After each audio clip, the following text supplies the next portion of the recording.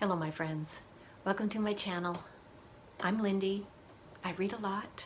I finished 5 books recently and I am going to tell you about those. They were all very good, some of them excellent. But before I get into that, a little bit of food talk and then other bookish things going on in my life. I love to bake, and I made a spiced pumpkin loaf from one of the few cookbooks I kept. I did a huge cull before I moved from Edmonton to Victoria in October, but one that I kept is actually a library discard, and it's called The Good Cake Book by Joana Estrela. And everything that I make from that book always turns out. So the most recent recipe that I tried is called spiced pumpkin loaf. I've made it twice now in the past week and a half. It's that good. The second loaf I wrapped up and put in the freezer for later. I had leftover canned pumpkin, not enough to do a full recipe, but I had a kabocha squash to bake, so I was able to top up the pumpkin with the squash and make the cake. Like I said, it's a good one. And I have been exploring the bakeries in Victoria, 3 so far that I've made more than one trip to, including a sourdough bakery called Working Culture on Douglas Street. And on Fridays, they make something called chocolate sourdough. And I was really intrigued by that. The first time that I went there on a Friday, especially to get that bread, they were sold out because it was close to noon by then. So this past Friday, I was there in time to get a loaf, and I'm glad that I tried it. It reminded me a lot of a bread that I had in Belgium with little chunks of dark chocolate in it. This is really good chocolate that's in the sourdough bread, but the problem is that when you knead bread, the things that you've got inside, like raisins or chocolate, it kind of makes its way, some of it, to the outside, and then when you bake it, and this is bread that's baked in a brick oven, the outside burns. So if it's raisins or chocolate, it kind of burns on the outside. And I think that I would have a better result from a plain sourdough that I just shaved some nice dark chocolate onto. So when I'm in the mood for bread with chocolate, that's what I'm going to do in the future. And I'm really glad that I tried it. So another thing that I've done recently is I've gone twice to the Belfry Theatre for shows. Lori and I went to see Gameplay, done by a young troupe called Secret Shark Society, I think, talking about the wonder of play and children and how we take traumas of our childhood into adulthood. Yeah, really well done. But there was another show on with puppets that, as far as I knew, had been sold out, but I checked at the box office and they said that the next day's show, the matinee, had a single ticket that had become available. So Lori's not so keen on puppets. I love them. So off I went to a Wonderheads Christmas Carol, and it was just fabulous.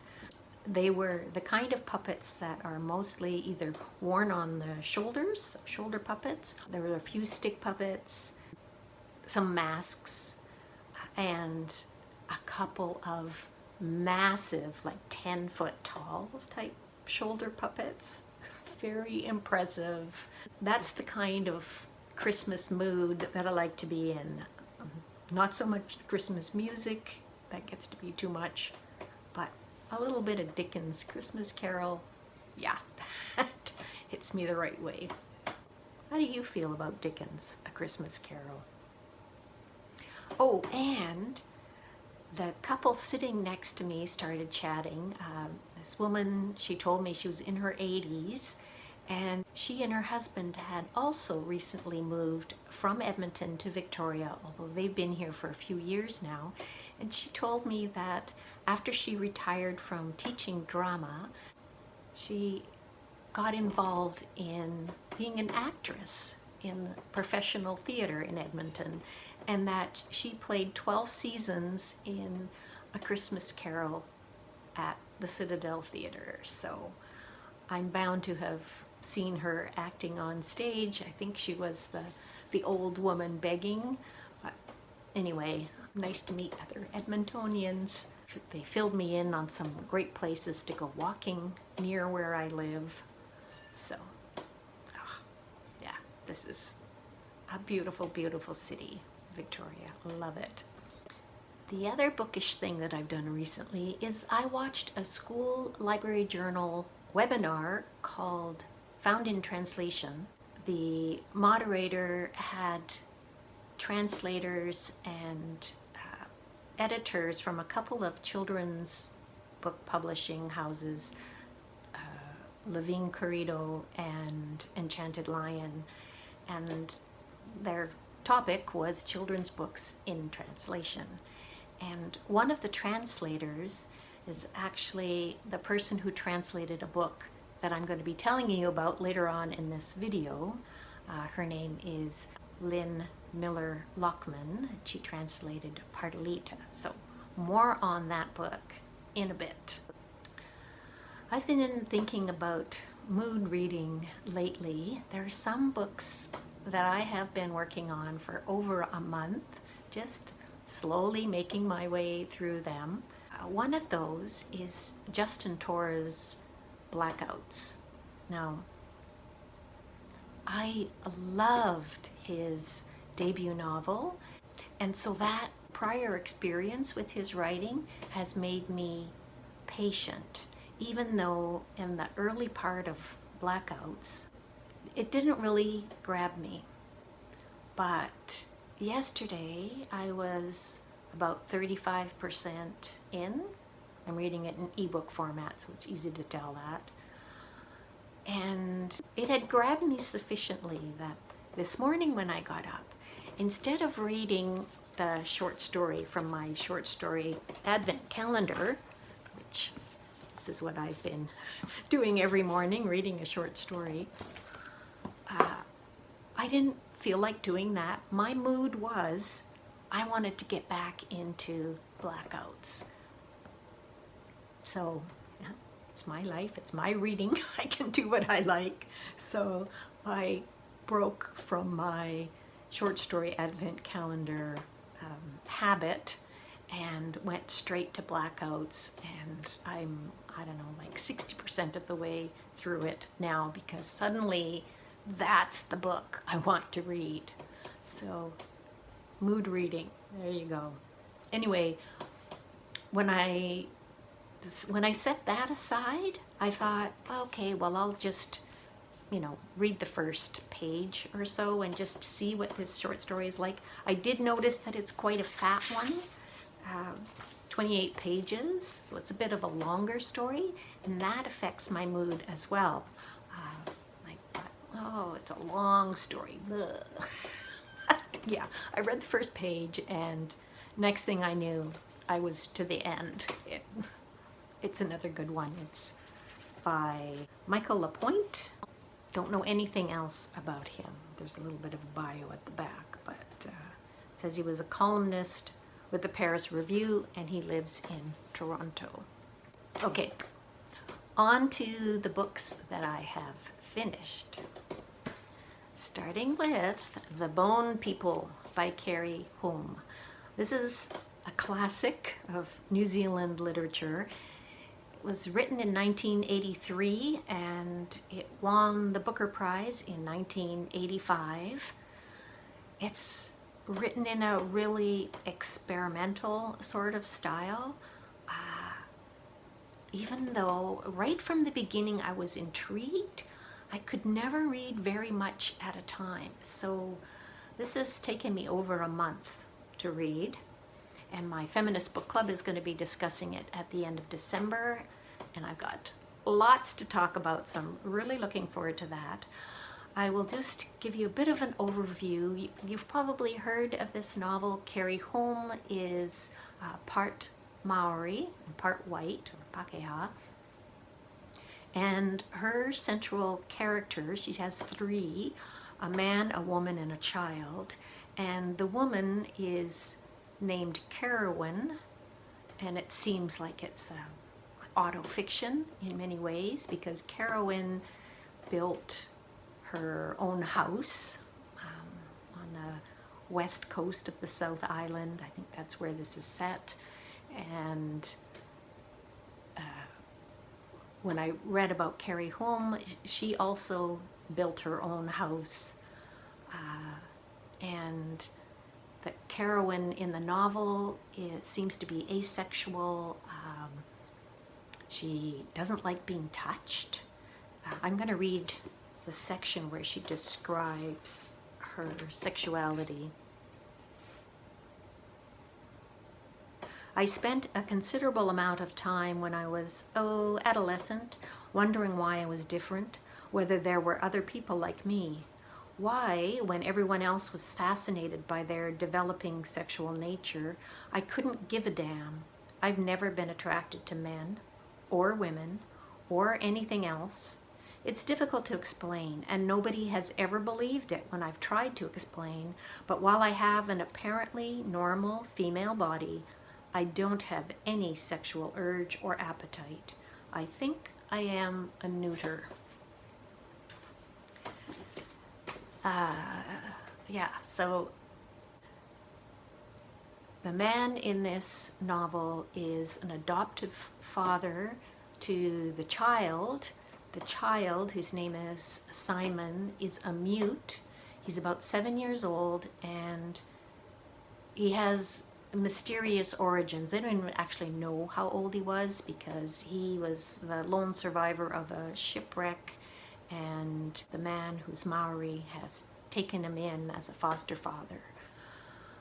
Unfortunately, there is an issue of child abuse, violence against this particular child that is a major part of the novel. And so I would say, if you're sensitive to that, you might want to stay away from this book. But it also seems to be an allegorical element of New Zealand society, with the European colonists, with the Maori people, and the mix of the intermarriage between Maori and white, and violence. So I'm still processing this, because I only finished reading it a couple of days ago. Lots to think about. But if you have read this book, I would love to hear what you've got to say about it in the comment section down below. So please do. There are often correspondences between books that I read that I never envisioned or intended. In this case, it was a nonfiction book. This one that I'm going to be telling you about, The Sea People by Christina Thompson. It's subtitled The Puzzle of Polynesia. And this came out, I don't know, like 3 years ago or so, and I saw it on best of lists, nonfiction lists, and I've been wanting to read it ever since. So when I saw that it was available in audiobook, that's often the way that I get to a nonfiction title that it's kind of been, on my want to read, my TBR, but I'm slow to get to. Anyway, it's quite a long audiobook, and it's read by Susan Lyons. And the author is Australian, She's married to a New Zealand Maori man named Seven, so a Polynesian.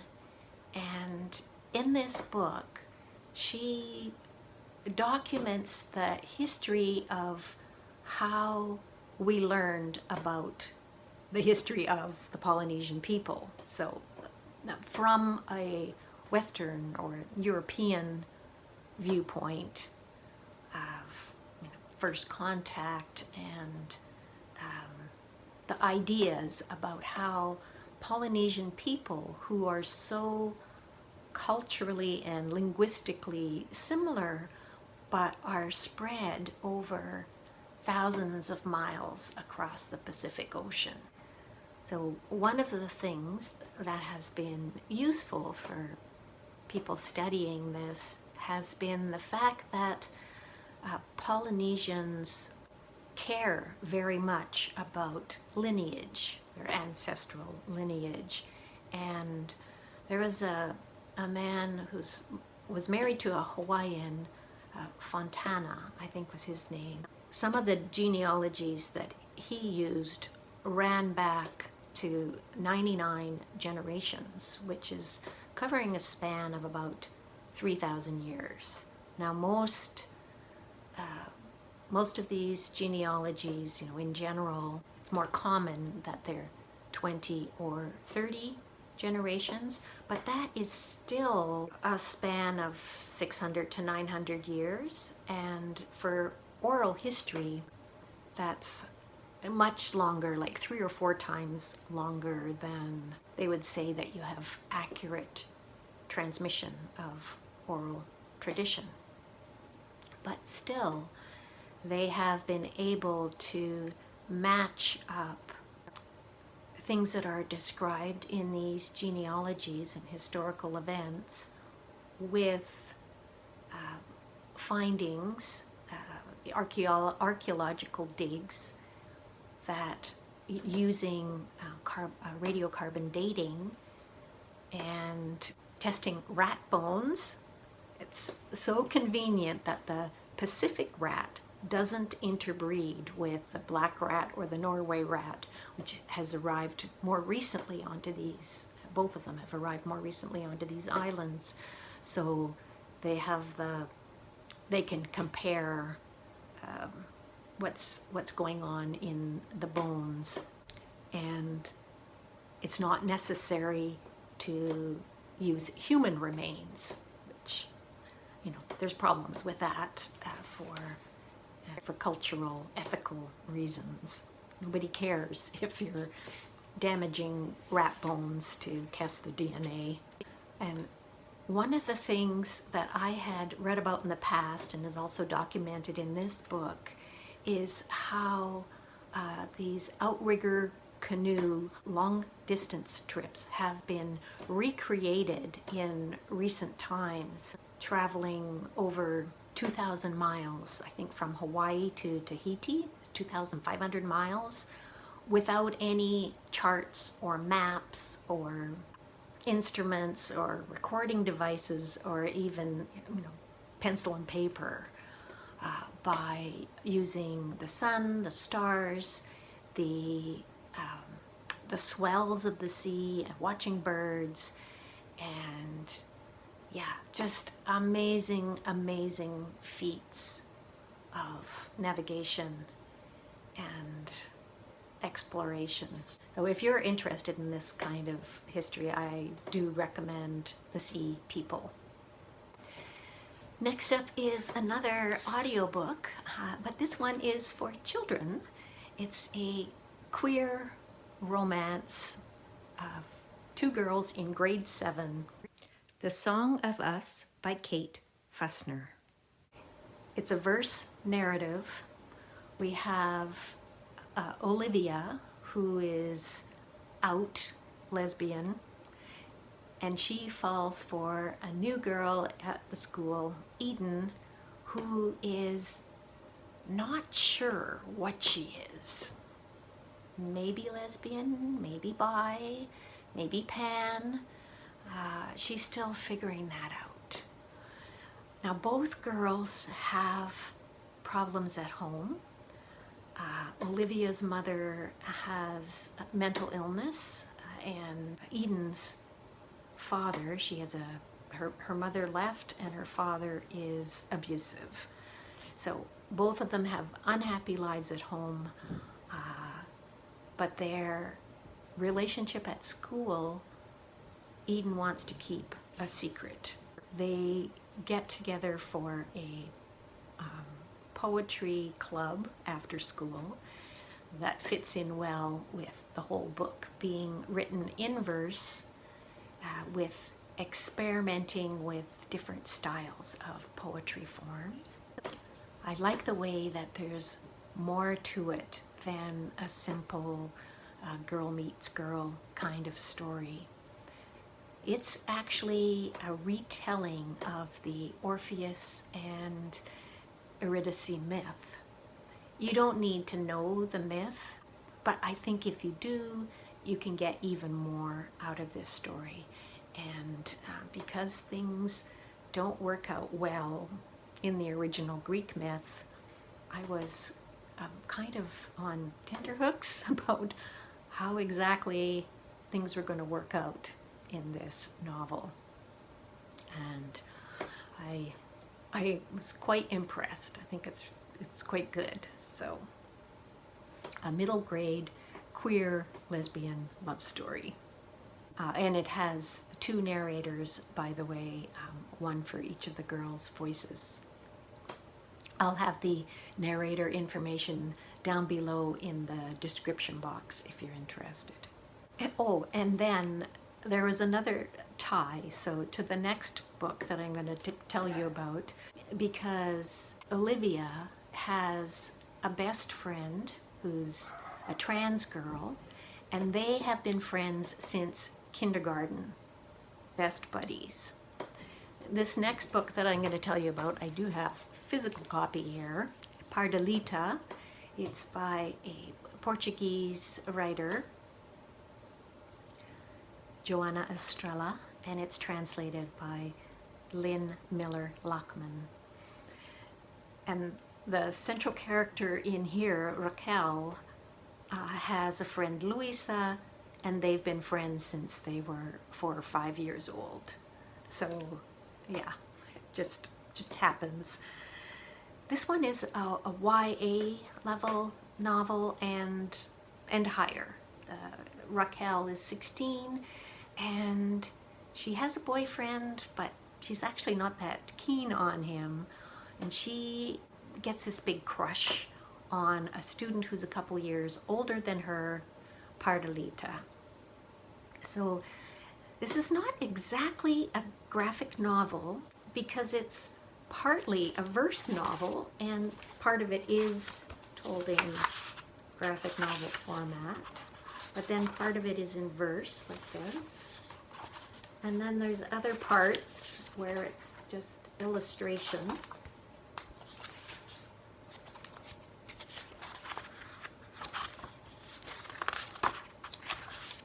Very much a slice of life sort of story, living in a small town in northern Portugal.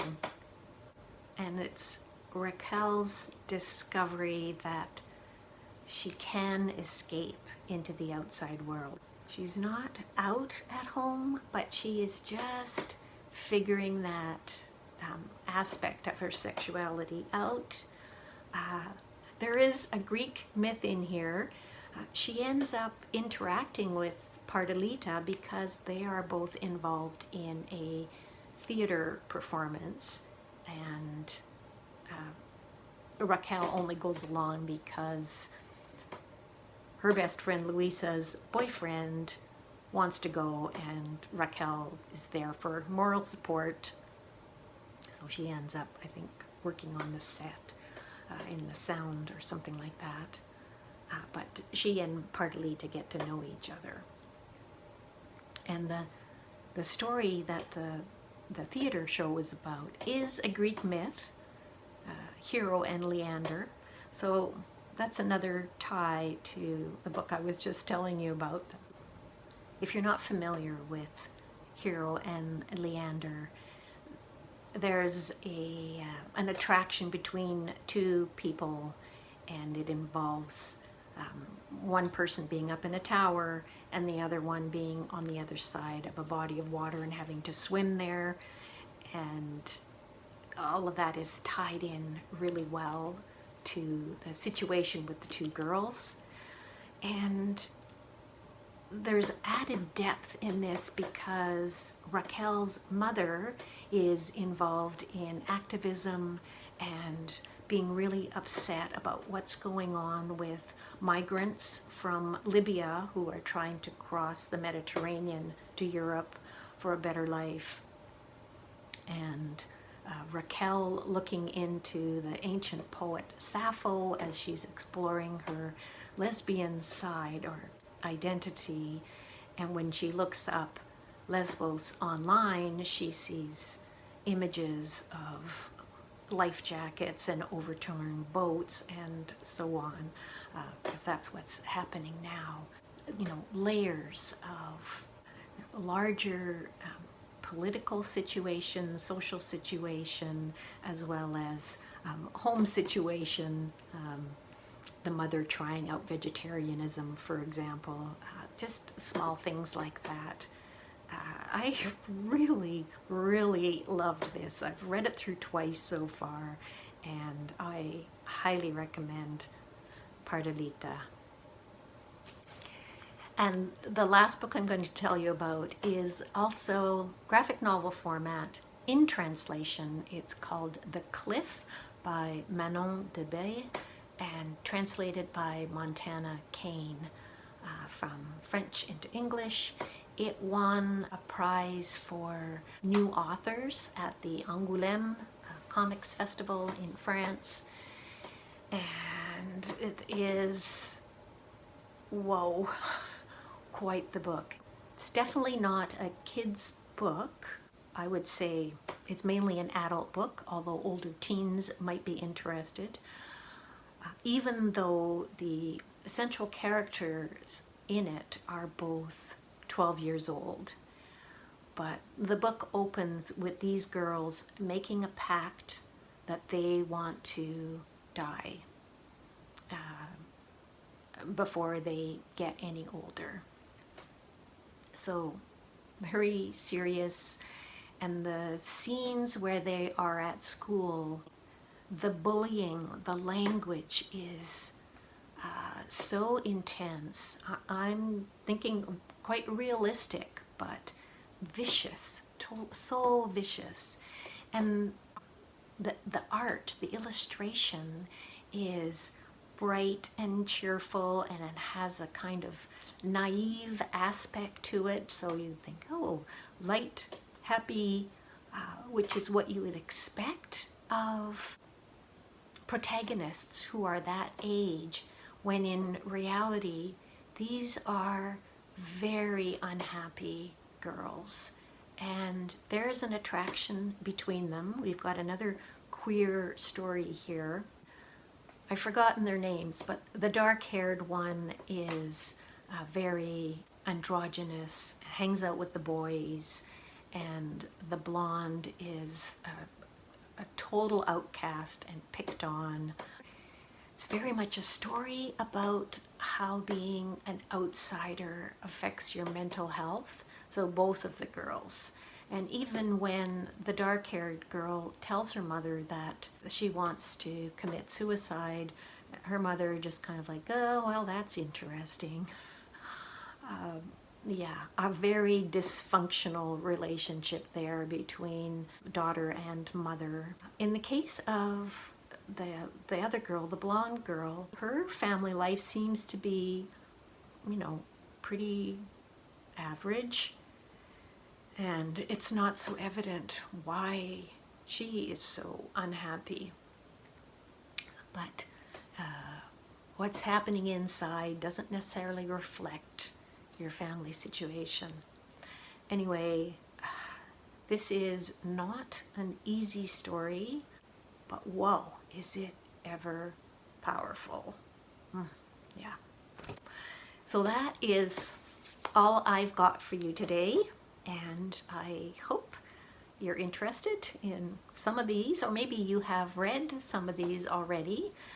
In either case, talk about it in the comments down below with me, or just say hi. I always love to hear from you, so thanks very, very much for watching. I really appreciate it. And I've got a little clip for you that I'll stick on the end of a house in my neighborhood that has gone all out with their Christmas decorations. So I'll see you again soon. Bye for now.